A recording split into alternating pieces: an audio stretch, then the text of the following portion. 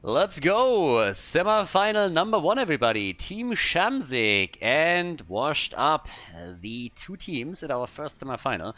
Now we're going through both of them again. Both semi-finals it is, but of course, first of all, we have Washed Up here, and after they were just able to take Disgusting down with a 2-0 in the quarters, and now we have them go up against Team Shamzik. Battlefield of Eternity is our first map, and also, again, we have Ixia subbing in today for Washed Up, and since we have Banana Age with him at this point, he is going to play on the offlane right now, so no support plays from him. Unless, of course, at some point they're saying, you know, we're just going to switch it around for the lulz. I mean, they already played on the last map, for example, Diva. I'm still waiting for Ixia's Probius to be busted out at some point, which would be kind of fun too, so we'll see how that works out. For now, let's have a quick look. We have Tracer banned out, and that one's actually against Shamzik, and also Urel. So a little bit of a side laner focus here. Personally, I'm kind of happy that at least this time we don't start with Wolfskaya Foundry again.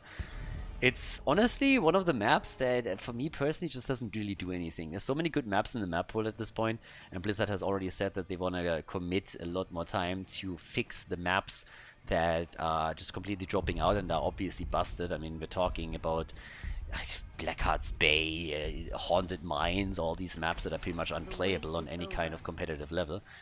But Battlefield of Eternity, definitely a good one. Much better than Volskaya Foundry. Where honestly, just randomizing the spawn positions of the objective would already improve the map a lot. But again, we are currently obviously diverting a little bit of what's happening here. Cassia is being picked again as Nick has the chance to lock the hero in. We saw how impactful he was with it on Infernal Shrines, so he picks it up first. Shamzik with Deckard Cain. We also got Kuni-chan playing Imperius here. Yeah, and well, let's go. What else? What else are we going to get with this? Because that is already a pretty solid setup. I mean, first of all, Imperius, a huge priority. I mean, again, the hero is absolutely stellar right now. He is incredibly strong, offers so much for the team. You can play him as a side laner, as a main tank, so he's flexible in the draft too. Picking him early is never really a downside for you, because depending what your opponent does, you're always able to just move away from it a little bit. So we got Banana Age picking Malfurion here, and we have ETC from Masquerade, so already a power slide into a Malfurion route that Cassia can follow up on, so that's good. Technically speaking, if Cassia is locked into any kind of like stalemate in the middle with the two teams just having a standoff, she can technically try and get some additional hits in and really stack the level 1 if he decides to go for the quest again, as he did in the past matches. But last ban is coming in. Sophia gets banned out, so Coffin Girl is not going to make it here. Shush, no Nexus lore. What a shame. What a shame. Yeah. That's of course what we all needed. Nexus lore. Who doesn't love Kira and Orphea? Those are the heroes that the Nexus has waited for. Li Ming gets banned. Okay, no resets. No resets in this one. And let's go. We need a little bit more damage over here. So Ice Cream is also going to be interesting, but he's going to play.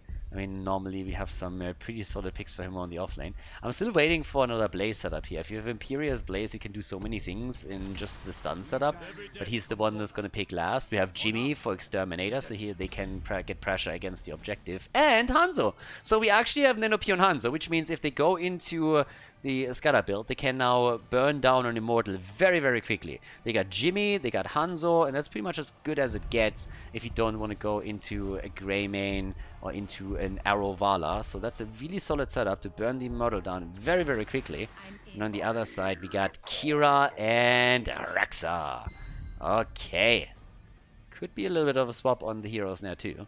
But yeah, Rexa is in, so we have Misha action together with that too. And off we go. Make it happen. So Ice Cream, who's he going to pick on the side lane? What are we going to get for them? The last pick, last but not least, for Battlefield of Eternity. Is it going to be the Blaze? Or will we see a bit of a different setup for them right now? Blaze will offer another stun, a little bit of a slow, a little poke. It's Arthas! Okay, Arthas is in. I like that. That's gonna be cool. Team Shamzik. They played Arthas in the last tournament already, if I'm not mistaken. And here we see it again. Washed Up against Team Shamzik. Game number 1 in the best of 3 series in our first semi-final of the third and final qualifier. Off we go, ladies! Team Shamzik against Washed Up. We are on Battlefield of Eternity, our first map, and on the left side, Farlander on Reyna, Kuni-chan on Imperius, Nenopi on Hanzo, Shamzik on Deckard Cain, and Sir Ice Cream is playing Arthurs. On the right side of the map, Hazobs for Washed Up on Cassia. They switched it around after all, since they drafted Kira. And Nick is the one playing the hero for them. Banana H on Malfurion. And we have got Ixia on Rexa. And Masquerade on ETC. But the top lane is, of course, the Arthur's setup.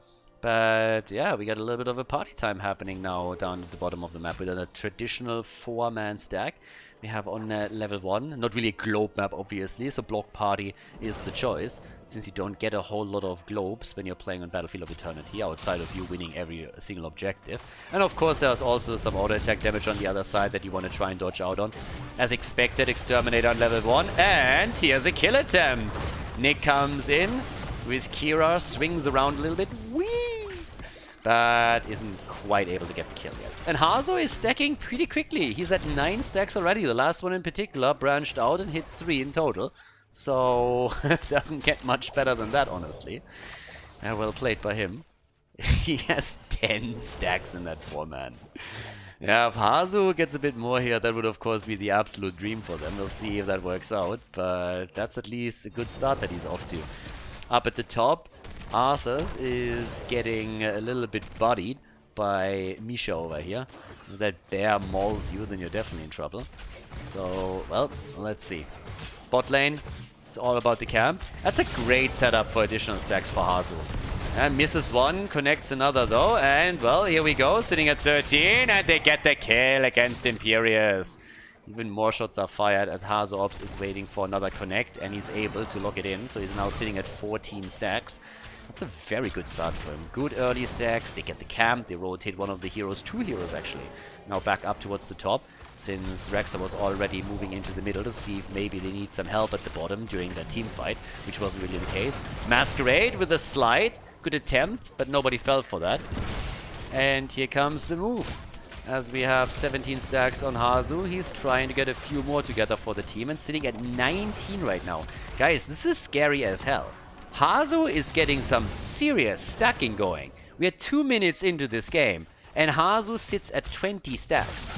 Now, obviously, he's not going to be able to keep that rate up, but that's some solid stacking for the early stages, and that is really going to translate well into the late game. So this will build some solid damage for the hero. And given the setup that they're running here, and Kira, of course, trying to be very aggressive, it's also going to create a lot of space for Cassia to just do that safely and not being focused every single time that's happening. So now that we're looking at level 4 talents, we have also the serrated arrows, and this is exactly what I've been talking about during the draft. The pressure on Immortals is insane from Team Shamzik. That looks fantastic for them. I mean, they're looking towards Exterminator plus level 4 value from Hanzo, and that could burn an Immortal down very, very quickly. So with the setup here in the middle of the map, there's still a chance that Hazo can use it for more stacking, and he's already working on it, and is able, with the help of Rex and the rest of the team, to absolutely murder Imperius.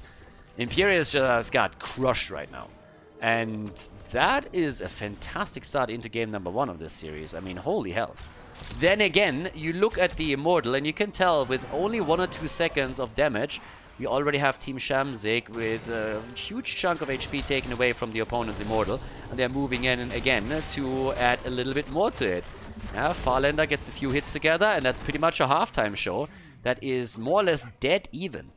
I mean, a bit better for Washed Up, but only by a few hundred hit points. The problem is that Imperius, just as he came back, Kuni-chan gets attacked again. Oh, and he survives. What? Kuni-chan survives and Cassia has fallen. Are you fucking kidding me? There is what? That's insane. Malfurion is also dead. Now they kill Kira. That's 3 heroes down.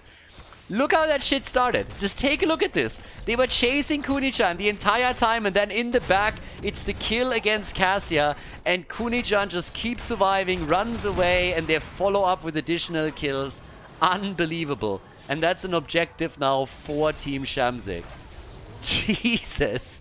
Deckard Cain coming through. The old man with the support here. And 3 heroes fall for Washed Up.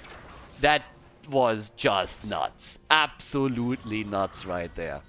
Yeah, definitely doing incredibly well over here. So good setup from Team Shamzik and Deckard Cain. Absolutely clutching this. Really, really well done. But either way, now that we have the push through the top, they actually let the Immortal more or less alone, because everybody else is focusing at the bottom of the map in the attempt to at least burn 2 of the walls down. Level 7 talents are ready right now. And, well, the lead is definitely there for Team Shamzik. They have an entire level lead over their opponent now. They have 3 kills to 2. And that last fight, it looked really as if Washed Up could be grabbing kill number 2 with no problem whatsoever. But instead, it turned against them super quickly. And now it's starting to become problematic. Kuni-chan is moving in once again, up at the front. Imperius, of course, insane here. But no kill in this battle. Instead, we have the camp taken without any problems from Team Shamzik. And now they are still looking to see if they can push the bot lane maybe a little bit more. Take Misha down, that would be a good step. And they are able to make it happen. Misha is dead, and off we go. Starting to move in and try more pressure onto the bot lane, especially the fountain. Always take the fountains down if you can. So Ice Cream going up against 3 in the middle, locking Kira down even. That Arthur's pick, honestly, really working for them. Here comes the old man, and they're going for it. They nearly get another kill. They're going for Misha instead, but Nick needs to be careful too, that he doesn't get locked down here. Yeah, all of a sudden, Washed Up is under pressure. Then again, you look at Hazo Ops, and Hazo's sitting at 35 stacks, 6 minutes into the game. So, as the game continues, this will increase, and Cassia is going to be able to dish out some solid numbers here. Talking about numbers, let's take a quick look at it right now. We have Cassia on 11,000 damage, that's as much as Hanzo has at this point. Nothing too insane just yet, but you look at the siege damage, for example, you can already tell that she's really delivering on all fronts at this point. So, the camp coming up, both teams going for the shamans now. Actually, not quite true. Blue team initially moved towards it, but then decided to just fall back and go for the objective right away. And they should be able to get at least some shots connected. Nenopi needs to be super careful here. Nearly jumped into them. And Deckard Cain is trying to keep Jimmy alive. And yeah, Jimmy is alive and ETC is dead. I've seen this before. They chase one hero, they can't get the kill, and now instead they lose one. They are about to lose a second, and this is not looking good at all. Wow. That's insane to me.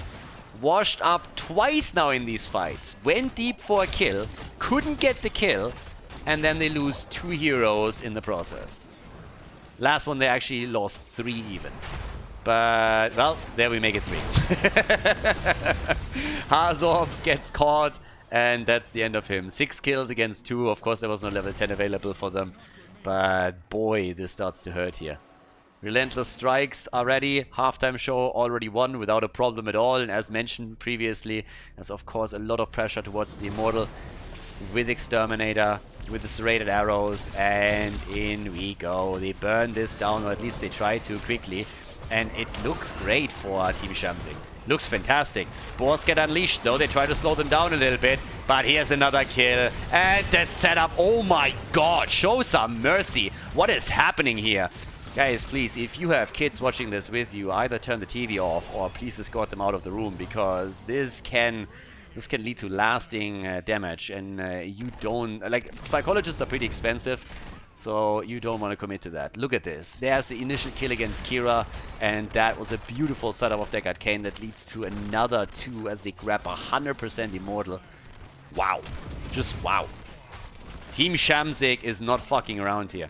9 kills to 2, and they are absolutely murdering in this early stage of the game, or in this mid game now.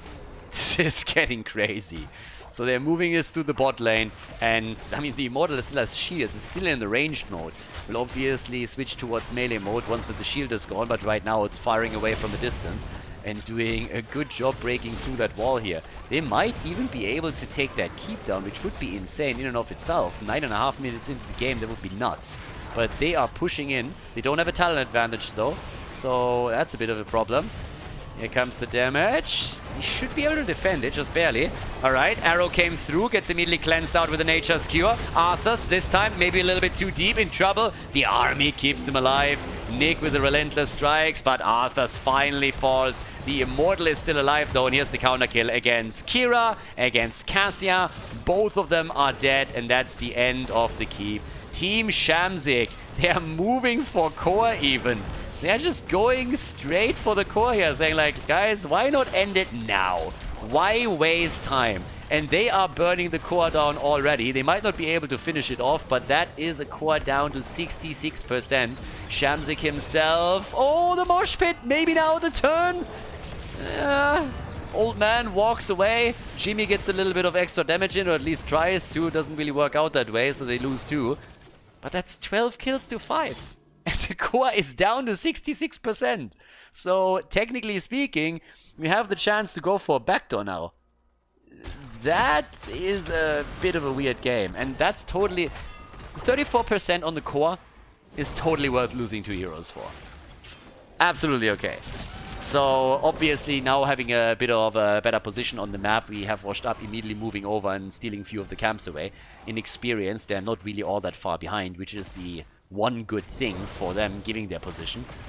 But this is a little bit nuts right now. Team Shamzik. I mean, we got a lot of the old Eastern European players over here. So Ice Cream, Farlander, Kuni-chan should ring a bell here. Big arrow camera, as this one is narrowly missing the target. Yeah, now on the other hand, the fight, and Hanzo, oh nice, but the problem is that Hanzo is still gonna fall. It was a good attempt by Shamzik to save them here. Hazops, on the other hand, is also locked in. They get the double kill though. Hanzo down. That's the end of Jimmy, and that's Arthas eliminated. Yep, that's honestly a pretty good start. Triple kill. Yeah, look at the setup. They got Hanzo initially, then Cassia is put into a corner. They are able to keep her alive and take Jimmy down. And then it's the kill against Arthas. So yeah, well played. 3 kills, and those come at a really good and opportune moment in time, just as the objective spawns. We are all of a sudden coming back, ladies. This might not be over after all. Washed Up are behind, no doubt about it, at least on the map. But they are doing their best to turn this game around. So by now, 12 kills to 8, and they are about to lock in a big bad Immortal for themselves. Okay. Can they fight this back though? They're trying to go for the defense. Team Shamzik is slowly starting to move in. Hazel's at 55 stacks now on Cassia, which translates into 32,000 damage. Top damage in the game. No problem at all.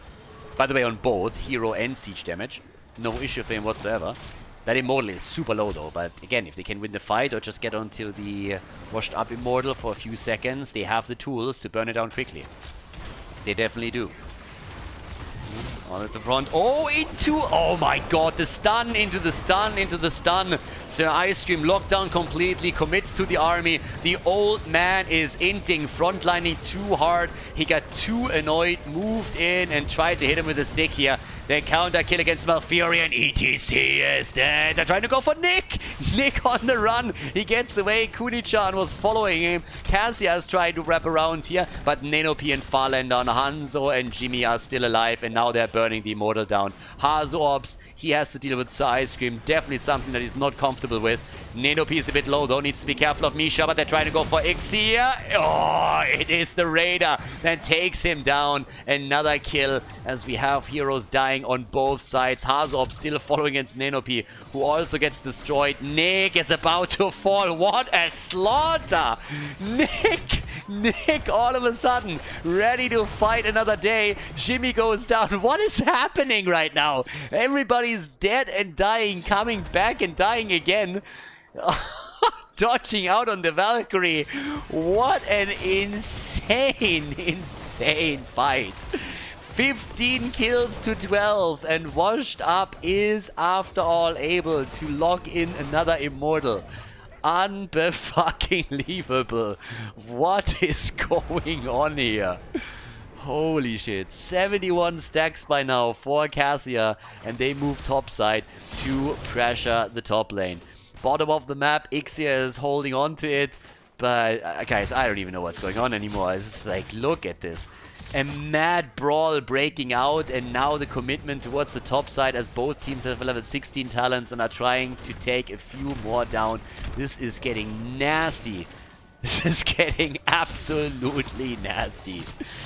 Alright, so at this point, the flank again. Nano P jumps out. Relentless Strikes, not able to get the kill here. Got close. Arthas is moving in too with a Howling Blast. And the fort is down. Okay, fort eliminated. How far can they go with this one? How deep? Can they take the keep? That's the question. Shields are gone, so they're burning the Immortal down. I mean, Jimmy's Exterminator isn't only good to lock the Immortal in for the team, but also to defend against it. And that's what he's proving here once again, so they might not be able to get the keep after all. Kuni-chan is waiting at the sides, and the Immortal is toast. Kuni-chan, is he gonna go for it? No. Oh, big arrow. Arrow camera catching the entire thing as it narrowly missed the target and is on its way to North America right now. Big one, big one. Big shout out to the cameraman here, catching the entire action for us. Well done. Not easy to catch these guys. So yeah, someone definitely paying attention over here. But okay, 15 to 12 kills, so they were not able to get the engage. By the way, all memes with the arrow aside, obviously they don't really need it until the next objective is up, so YOLOing this out in the hopes of getting a lucky shot in is absolutely fine. So no problems with that. Just if anybody is like, oh my god, how could he? No, that was definitely a good choice to go for the arrow, but of course if it locks down on a target, then they might even be able to get a kill here. But either way, one keep down. And that's still on the right side of the map. And let's not forget about the 34% that the core lost. So it's an interesting game. It's really an interesting opening into this best of 3. Now Washed Up is of course infamous or notorious to just like come back in the late game and win crucial fights and all of a sudden bring it back. But if they just win one big team fight or lose one big team fight, they could win or lose the game at this point. We are 16, 17 minutes in. Immortals are starting to really pick up some steam. And with the core being exposed at the bot lane, if they lose a big battle, Team Shamzik technically has a chance to just move cross map and go for core directly. So that could happen.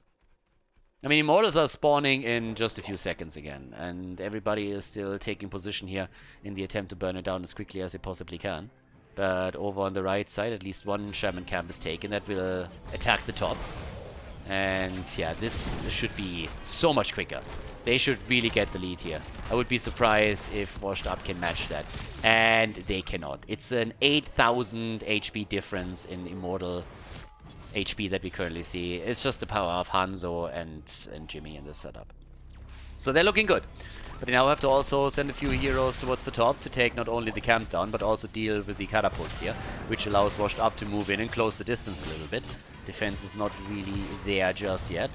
And, well, bot lane, that could become a bit problematic. Only one catapult right now, second one is moving in, but we are slowly entering a point in the game where those catapults will hurt. And obviously Washed Up realizes that too. They moved already down with Kira to take the catapult at least apart, so that helped, but just look at how quickly with a few shots they're getting this one low.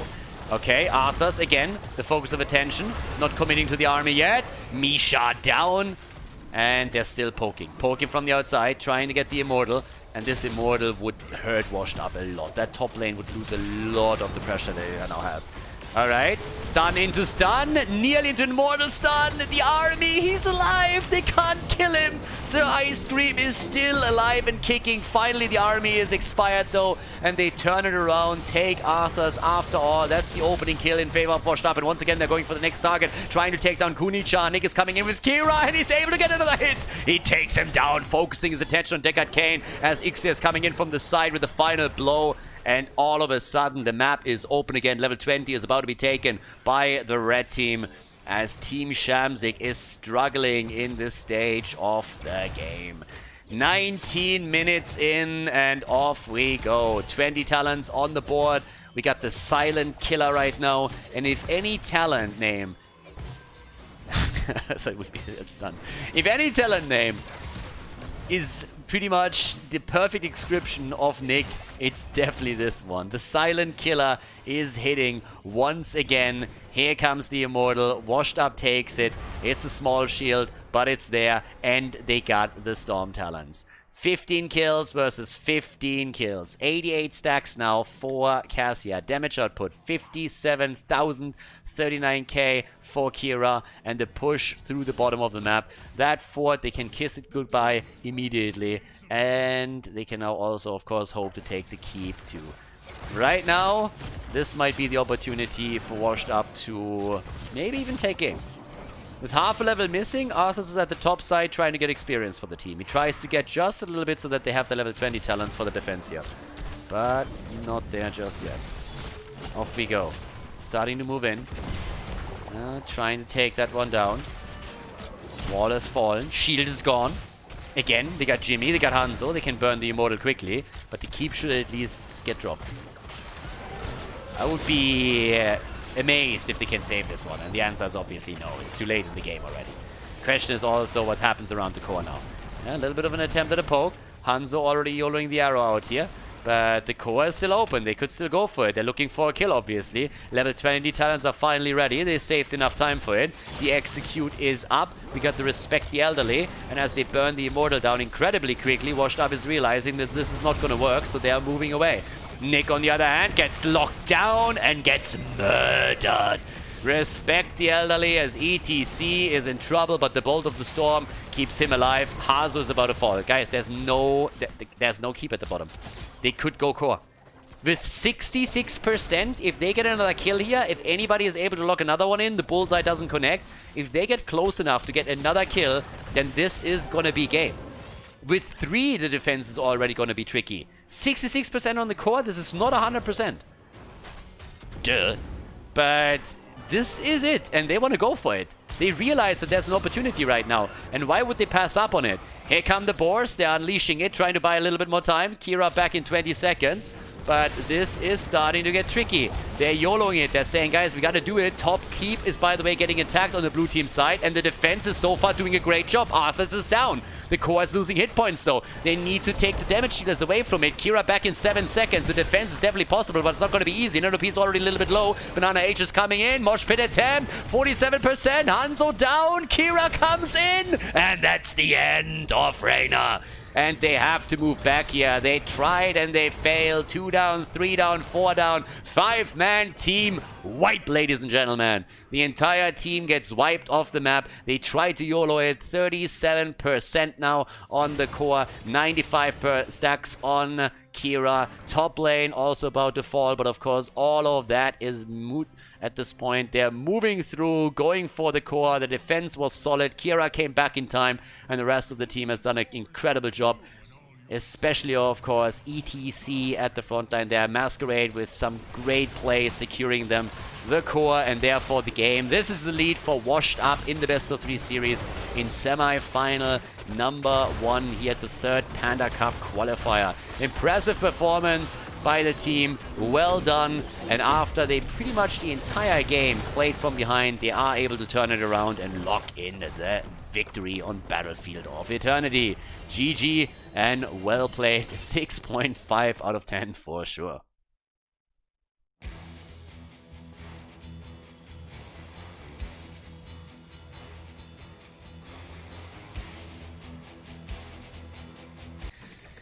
Game number 2, Tomb of the Spider Queen. The best of 3 series in the semi-final continues, and if map number 2 is anything like the first one, we are in for a treat, because boy, Battlefield of Eternity was wild. Some of these fights were just insane, and it's a bit mind-blowing to me that Team Shamzik wasn't able to win it. I mean, they got incredibly close, let's be honest. They did so well initially, and they nearly were able to win it. At the end, a bit of a YOLO move saying, okay guys, let's go, let's finish it right now. 66% we can break through it. And as it turns out, it didn't quite work for them. But it got close. Unfortunately for them, the defense was just too well set up and they couldn't get an additional kill. That would have meant all the difference there. Then again, Tomb of the Spider Queen now is our second map, and maybe Team Shamzik can make it happen here. We have the bans on Ana and Medivh again, and also we got a Tracer banned out, this time against Team Shamzik. So, what's happening with Kerrigan? That's a big question, of course, now. Nick could play Kerrigan again. He played a lot of Kira on this map, of course, too, so there is plenty of heroes that he could still excel at. His potential Tracer pick is already banned out. But the ones that everybody is looking for the most is obviously Carrigan and then to an extent also Kira. But we go into first pick again. You could go for... Alright, you go for ETC, I was just about to say. Maybe even an Imperius, maybe a Johanna again. Depends on how much you value the wave clear here. But Kuni-chan goes for ETC.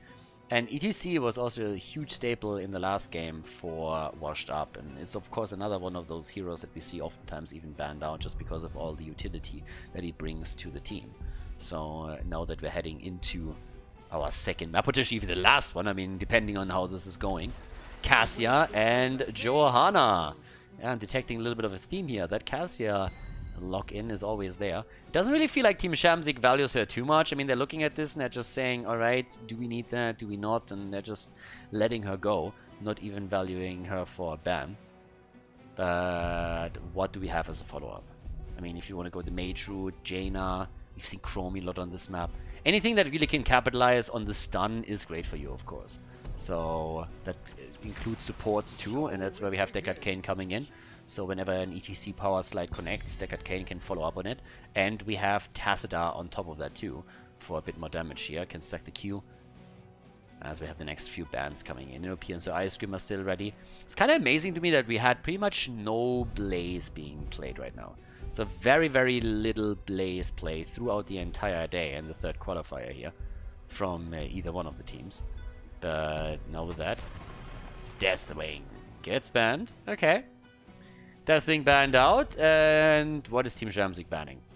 Are they banning Nick out? Do they try to go for a ban against Nick?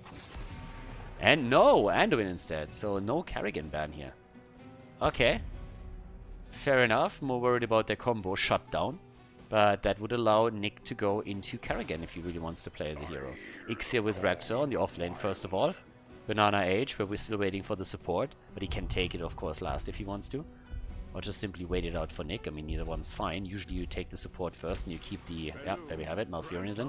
And you keep the flex player in a position where he can react to the next two picks on the opponent's side. Also because he doesn't want to give anything away in that situation, right? So that's the next reason. But, yep, there we go. Malfurion gets locked in.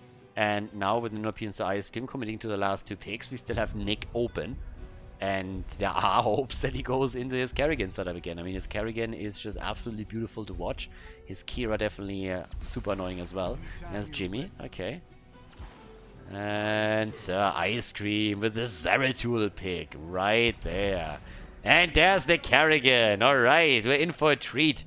Nick with the Carrigan washed up in the lead. Can they make it to the grand final now? Or will Team Shamzik force a third map? Gonna find out right now. Tomb of Spider Queen.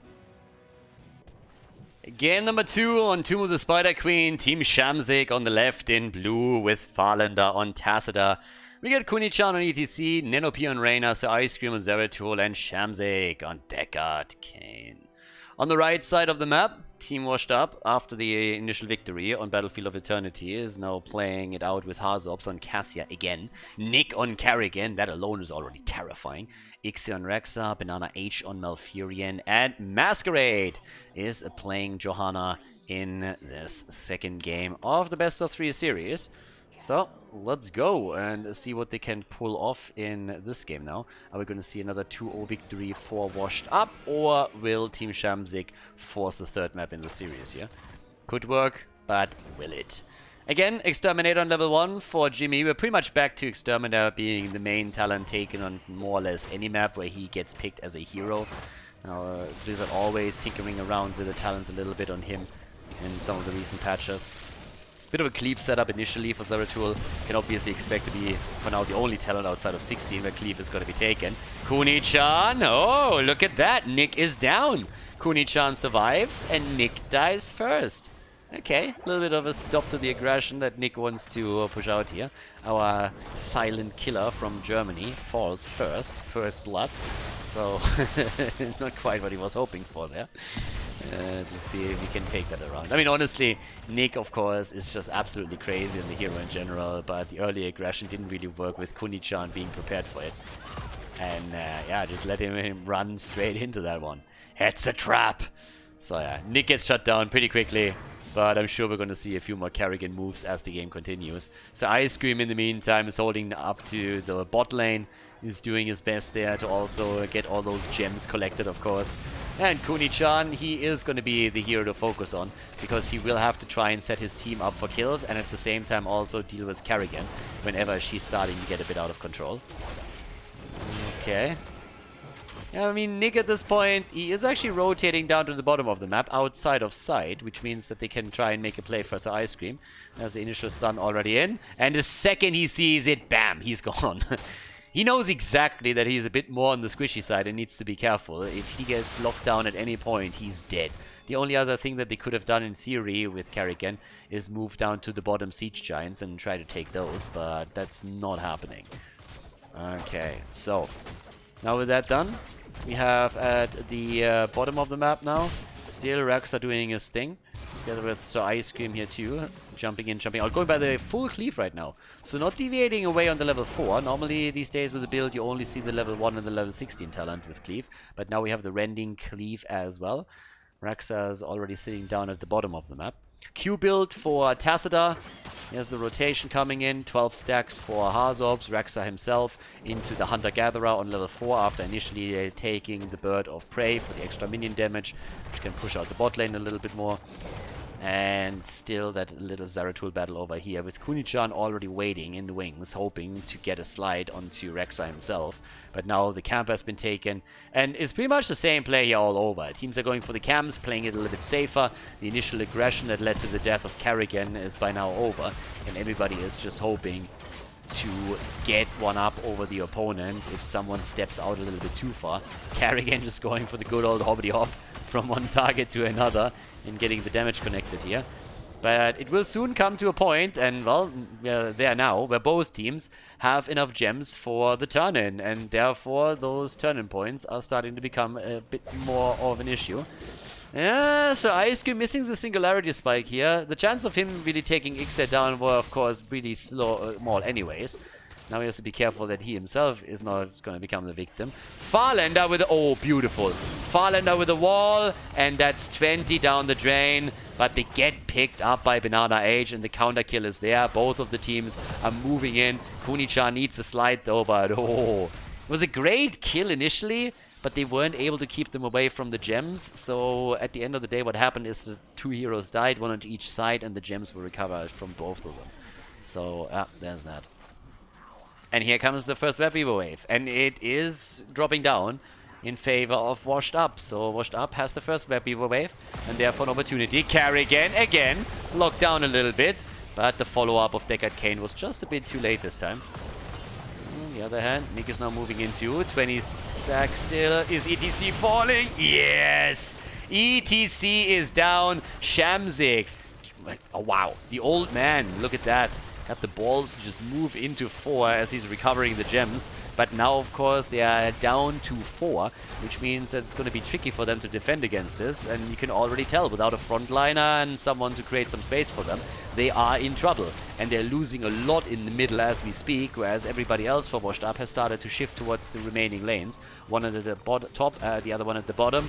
And they're doing a lot of damage here. I mean, the fountain is down in the middle, the fountain has fallen at the top, the forts are taking damage, it's the entire level lead. Fantastic start early on, and they're attempting to lock down Sir Ice Cream. And even the old man is getting attacked again, and he needs to be careful. He has 21 gems. That's one that they can't lose that. But now that they are aggressively pushing the bot lane, it looks like they're going to walk away with a 4-2. What a first wave. Holy shit. Can they get another kill here? Kuni-chan locked down and is barely able to make it out. But just look at this setup. Bot lane, fort down. Mid lane, wall, fountain destroyed, damage on the fort. Top lane, same picture. Fountain gone, wall gone, and half HP for the fort. That's a fantastic opening salvo that we now seen from Washed Up. And it gets reflected in the lead-in experience, of course, as well. We have them nearly on level 10, and once that they hit the Storm talent, they are in a position where they can deny a turn-in to Team Shamzik, who obviously still hold a lot of gems here. And if they hustle a little bit, they're going to be able to get their own gems for turn-in number 2 and get that turn-in for a second wave. So they are in a fantastic situation right now. They are only 2 gems away from getting the turn-in completed here. Or at least hold enough gems for that. So that is some solid snowballing that we're seeing from them now. And now they got the gem count that they need. But instead of turning in right away, they're actually trying to go for the fort without it. And for the kill. Beautiful setup against Tazada. Tazada pulling the Houdini, just disappearing from the map. And that also means that those gems are all lost. So is the fort. And now they still can turn in. What a performance by Washed Up again. Very solid. Good snowballing, running with the advantage, getting a fantastic first objective after the kill against ETC, who, by the way, goes into stage dive here. And now Nick in a 1 versus 1 situation. Yeah, and he's going to get out here too. They're going to get a kill potentially against Kuni-chan. You don't 1v1 Nick. You just don't do it. It's one of the things that you definitely don't want to pull off. And Nick turns it around with another kill. Jumps through and they kill 3. Holy shit. Oh my god. I mean, look at this setup. You just don't 1v1 Nick. I don't know what to tell you. Zeratul comes in and he sees an easy kill. And then he realizes his mistake. Oh my god, I didn't realize Nick was playing Carrigan. So, yeah, that's an easy kill. And it leads to 2 follow-up kills as ETC and Jim Rayner are also in trouble. So that's a 6 versus 2 kill count, and the second turn-in has still not been delivered. But just as a bit of a note, we now have so many gems lost on the side of Team Shamzik that while the red team just has delivered their second Web Weaver wave, the blue team doesn't have enough gems left to get their first turn-in. That's how bad it is right now. That's how bad the situation at this point is for Team Shamzik. They are absolutely falling apart on the gem count. Shamzik has the most. He's at 27. The old man is hoarding the gems. But, yeah, a little bit of B-step action, and the sprays are on point too. But it gets more than a little bit tricky for blue team. Yeah! Nice. Oh, the blessed shield is missing. Nice bait, mate. But still a little bit of trouble for Kuni-chan. Yeah, the Valkyrie connects. And he is just completely locked down. Guys, we're talking keep now. We're 8 minutes in, 9 minutes in, and we're talking keep at this point. What a setup. Team Washed Up. I mean, wow. Just wow.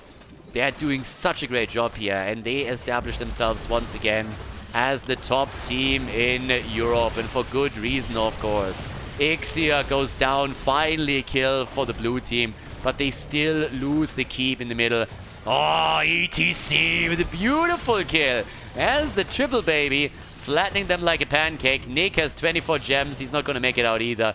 They're going to lose 24 gems in total, a little bit more even, and 4 heroes. So, a bit of momentum for Team Shamzik after all, but the problem still remains. They have lost the keep, they haven't taken a fort yet, and they're trying to find at least a bit of a chance to come back into this by going for the boss now. Yeah, and Masquerade is trying to slow them down a bit here, but won't be able to do too much. I mean, buying a little bit of time, trying to blind them is all that he can really do, as long as he's not YOLOing in and dying. A second death would be a problem. But yeah, turn-in opportunity, obviously, with 52 gems that they hold. But it doesn't change the fact that the entire minimap is in favor of Washed Up now. And 10 minutes in, getting the boss is great. But it also means that it's not really that big of a deal just yet. Because that boss is easily taken. It hasn't really scaled too heavily yet. It's going to do some damage at the top. But it's not going to be able to take that fort down. Or at least I would be surprised if it would come to that. But they try to prevent them from turning in. The experience lead is still in favor of Washed Up. We're nearly having them at level 16 now. Half a level is missing. 26,000 damage, by the way, for Tazada. Just look how much damage he's able to put out here. Just compare that to Cassia on the other side. Cassia and Carrigan, 17 and 15k. And Misha falls again. And Team Shamzik is trying to build up a bit of momentum over here. I mean, they're slowly fighting their way back into it. Emphasis on slowly, I might add. But yeah, boss at the top has been defeated. So a little bit of damage on the fort, not more than that. But with that, we have 125 stacks now for Tazada. 32 for Cassia. And let's go. Push through the middle with the 16 talents. Yes, they're trying to steal the camp away. They see the camp, they see Kuni-chan, but the wall is there. The wall is there immediately, but they're still, of course, attempting to take at least this one away. And Tazada, trying to stack, goes a little bit too deep. The old man is hit! Oh, Carrigan with a follow-up! Kuni-chan gets the gems. That's 32 in his hands. Nice penetrating round, keeping Karrigan away. But they get a kill against Tasada too. Nick is in a corner. Oh, and he goes for the kill. You can't kill Nick like this. You just can't. It's not how you can do that. Look at this. ETC jumps in. Nick says, hello, sir. Locks him down right away, and he disappears within a second. They get the kill against Jimmy too, and now they can go for the core over here. Nick just absolutely insane on Karrigan. Carrying again like a madman. The core is falling. The blue web weavers are summoned, but can they really stop the inevitable? It doesn't seem likely. Nope, it's not happening. This is a 2-0 victory for Washed Up as they advance to the grand final of the third and final Panda Cup qualifier. GG.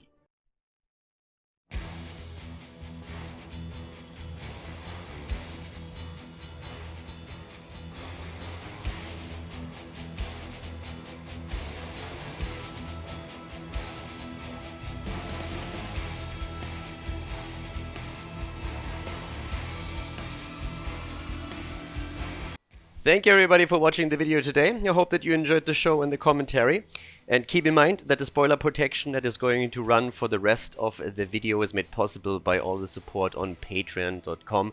So guys, if you want to support my work, if you want to help me start new projects and keep the spoiler protection in place, please consider heading over to patreon.com/Khaldor. There's also a link in the YouTube description, and check that out.